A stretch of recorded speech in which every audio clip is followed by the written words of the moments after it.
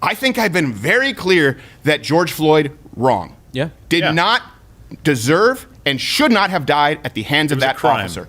I think right now they might be trying to put on more harsh charges. I think they did. They're upping so that it gets dropped. Yeah, exactly. So that it gets dropped and they can continue the riots. You can't actually create motive and say that this guy went out and wanted to lynch a black guy. But I did say third-degree murder, manslaughter, absolutely. Negligence, sure. Absolutely. Been very clear that should not have happened. Doesn't matter that he had meth and fentanyl in his system. That doesn't matter. He shouldn't have. If you have fentanyl and meth in your system and you have a heart attack, it's the police officer's job to try and keep you alive. Call the EMS. Right? To serve and protect, not to control us. Period. Now, separate sentence. Let me explain to you why it matters that George Floyd was a scummy, violent criminal. Didn't deserve to die. Period. End of sentence. Everybody good? Yeah, now, let me explain this. This is a man who, long rap sheet offender. This is a man who personally sought out a pregnant woman, black woman, by the way, invaded her house, jammed a loaded pistol into her gut while his other thug buddies ransacked her house. And he got 5 years for it. This is why it matters. It does not mean that he deserved to die at the hands of police officers, despite, you know what? Maybe he only had meth and fentanyl in his system because he's an addict, and I understand it's a disease and he had no control over it. Doesn't mean that he was still a criminal. I'm not necessarily convinced that he was flying on the straight and narrow. Should not have died from the police officers. But here is why it matters.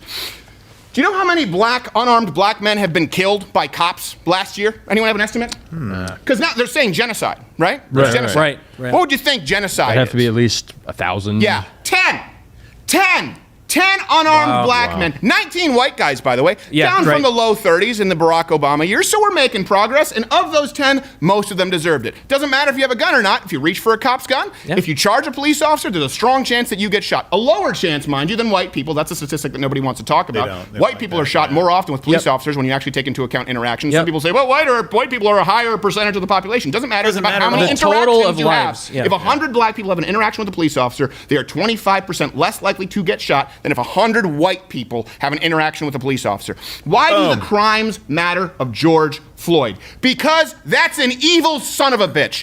Anyone here ever had a pregnant wife? Imagine someone jamming a loaded pistol into her gut. Why does that matter? Because that's a bigger problem facing the black community today. That is not atypical. Black people commit crimes, the Hodge twins were talking about this, at a disproportionate rate, both against white people and against members of their black community. If we want reform, that is what we want to reform. George Floyd deserved to die then.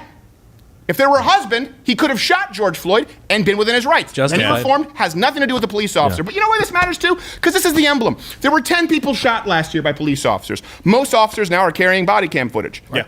You picked the guy who jammed a loaded pistol into a pregnant woman's belly with 5 guys and pistol whipped her. Hey, if you're gonna pick someone to paint a mural, can you find one who doesn't act like an evil person? Just one. Doesn't deserve to die at the hands of the cops. Really clear. But that is evil. That is premeditated evil. Pick one of the 10 who actually was a law-abiding citizen. Mike Brown? Nope. Punched a cop, was reaching for his gun. Trayvon Martin? Nope. Was pummeling a guy's head into the ground. Tamir Rice? Nope. Was aiming guns at people in a park. Corin Gaines? Nope. Was holding her daughter as a human shield with a loaded shotgun.